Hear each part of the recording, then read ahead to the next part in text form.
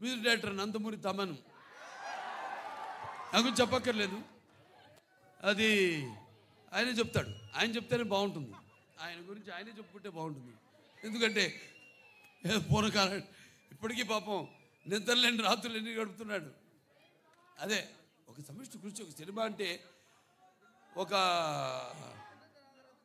2 చేతులు కలిస్తేనే చప్పుడు అవుతుంది, శబ్దం వస్తుంది. అలాగే అందరి ఈ కలయిక. ఈ చూస్తారు రేపు సినిమా చూశాక మళ్ళీ మాట్లాడతాను మీతో ఆ సినిమా గురించి, అక్కడ తాండవం గురించి. అంటే శివుడి ఆజ్ఞ లేనిదే చీమ కూడా కుట్టదంటారు. అటువంటిది ఈ సినిమాలో ఎవరి ఆజ్ఞతో ఏం జరుగుతుందో ఈ సినిమాలు రేపు మీరు చూస్తారు. మీరు అలాగే కాసార శ్యామ్ గారు ఎంతో బాగా రాశారు పాటని. అలాగే శ్రేయ ఘోషాల్ గారు, అలాగే బ్రిజేష్ షాండిలే గారు వాళ్ళ గొంతుల్ని అరువిచ్చారంతో బ్రహ్మాండంగా పాడారు పాట. ఇలాంటివి ఇంకా చూస్తారు సినిమాలో రేపు. ఇక సినిమా ఎలా ఉంటుందంటే కొన్ని మనం చెప్పకూడదు, బయట పెట్టకూడదు. థియేటర్లో చూసినప్పుడే మీకు తెలుస్తుంది. ఎందుకంటే అఖండ ఒక మొదటి భాగాన్ని పెద్ద అందరినీ ఎంతో సంబరాశ్చర్యాలకి గురి చేసింది ఆ సినిమా. అటువంటిది ఈ సినిమా మీద మీ ఎక్స్పెక్టేషన్స్ ఎలా ఉంటాయి? అలాగే ఇప్పుడు ఈ దైనందిన కార్యకలాపాలతో సతమతమవుతూ సినిమాను కూడా ప్రేక్షకుడు ఒక నిత్యావసర వస్తువుగా ఎన్నుకున్నాడు. అప్పుడు ఎటువంటి సినిమా తీయాలి, ప్రేక్షకుల్ని ఎలా ఆకట్టుకోవాలి అన్నది సినిమాలో నిర్మాతలు వాళ్ళు ఆలోచించవలసిన విషయం.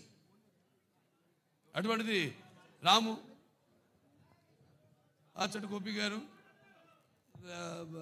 రామాచట్ గారు, గోపి ఆచట్ గారు ఎంతో అద్భుతంగా, అంటే ఏ విషయంలోనూ వారు కాంప్రమైజ్ కాకుండా ఎంతో మంచి సినిమా తీశారు. వాళ్ళు అదృష్టవంతులు. ఎందుకంటే సినిమాలో పనిచేసిన ప్రతి వాళ్ళు అదృష్టవంతులు అంటాను నేను. అందరినీ ఆ భగవంతుడు ఎన్నుకున్నాడు. ఎవరు ఏమేమి ఎన్నో శాఖలు ఉంటాయి. ఆ శాఖలకి ఏ శాఖలకి ఎవరెవరు పనిచేయాలన్నది ఆ భగవంతుడే ఎన్నుకున్నాడు. అలాగే హర్షాలి ఆవిడ పాత్ర కూడా చాలా చూస్తారు. బజరంగ భాయిజాన్లో చేసింది అప్పుడు చిన్నపిల్ల. ఏది మనం డాకుమారలో చేసిందో పాప వేదాన్ని. అప్పుడు ఆ అమ్మాయినే దీంట్లో చూస్తారు పాత్ర కూడా ఎంతో అద్భుతంగా. ప్రతి పాత్ర కూడా ఒక్కళ్ళని కాదు, అందరూ అద్భుతంగా వాళ్ళ పాత్రల్ని చేశారు. అలాగే ఈ సినిమా నేను కూడా ఎదురు చూస్తున్నా డిసెంబర్ 5 కోసం. నిన్న ఇవాళ పొద్దున హిందూపూర్ నుంచి వచ్చాను. 3 రోజులు హిందూపూర్లో పర్యటించి అక్కడ పనులను చూసుకుని ఇవాళ ఇక్కడికి రావడం జరిగింది.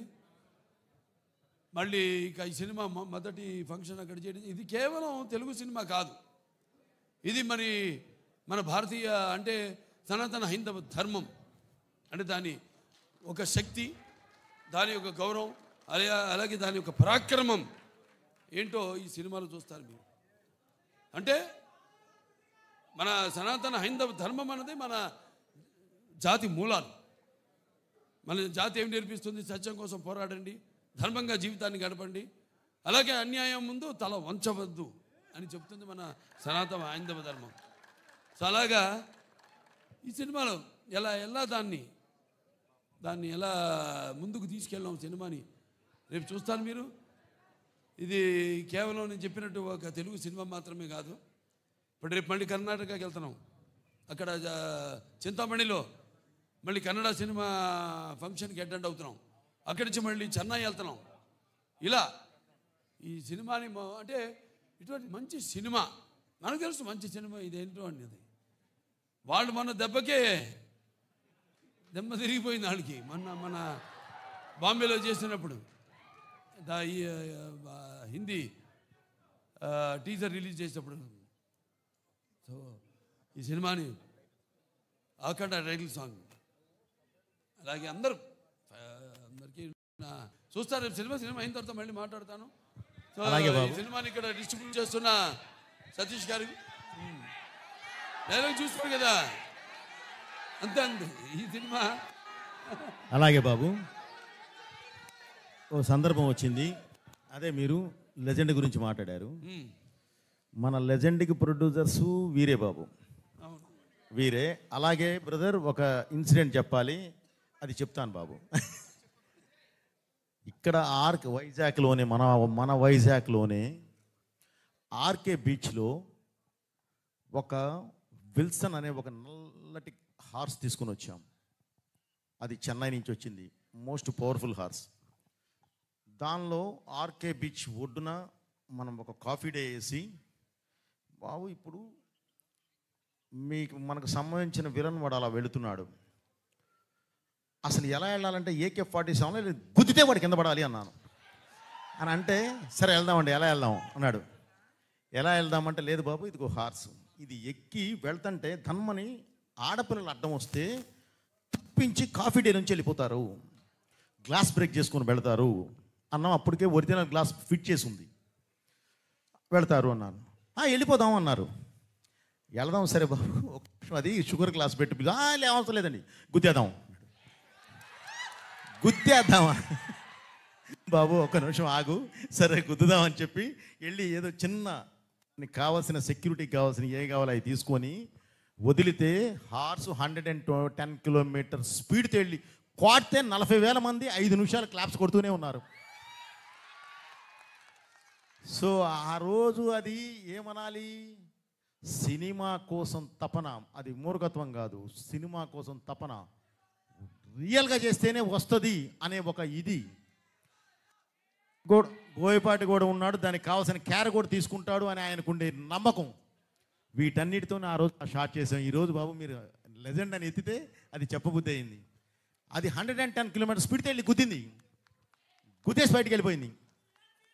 40,000 మంది 5 నిమిషాలు కొడుతూనే ఉన్నారు claps. Okay, I felt very happy బాబు. అలాంటి మూమెంట్స్ మనకి చాలా ఉన్నాయి. ఈ సినిమాలో అయితే అసలు లెక్కే లేవు. రేపు మీరు చూస్తారు, చూసిన తర్వాత చెప్తారు. వస్తుంది బ్రదర్. ఈరోజు యాక్చువల్లీ ఈ సందర్భంగా డైలాగు అన్నీ మాట్లాడేవాళ్ళమే, కానీ ఎందుకు ఆగామంటే బ్రదర్, ఈరోజు మనం కమర్షియల్గా ఒక మంచి మాస్ సాంగ్ మీ ముందుకు తీసుకొచ్చాం. ఓకే, ఇప్పుడు వేదం గురించి, ఇప్పుడు ధర్మం గురించి, ఇప్పుడు ఈ దైవం గురించి మేము దాని మీదకి వెళ్ళటం కరెక్ట్ కాదు అన్న ఉద్దేశంతో ఆగడం జరిగింది. అందుకని బాబు గారు కూడా స్లోగా 1 by 1 మాట్లాడుతున్నారు. అది థ్యాంక్ యూ బ్రదర్. అందరికీ థ్యాంక్స్. ఇక్కడికి వచ్చిన పాత్రికేయులకి, ప్రింట్ అండ్ ఎలక్ట్రానిక్ మీడియా, నా అభిమానులు, భావస్థరాణి జన్మాంతర సౌహృదాన్ని అంటాం.